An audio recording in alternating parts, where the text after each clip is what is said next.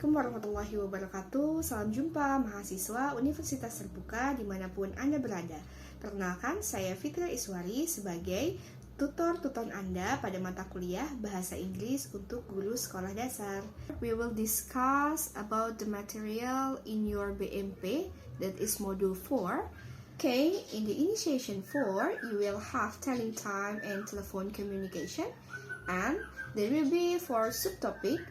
First, telling the time in minutes and hour. Second, identify the period of times in days, months, years, and season. And third, telling activities in the relation time in present continuous tense and perfect tense.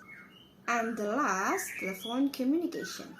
Okay, don't forget to always checklist your presents and then learn your module and also the initiation for material. And be active in discussion and always happy learning and keep motivating. Wassalamualaikum warahmatullahi wabarakatuh.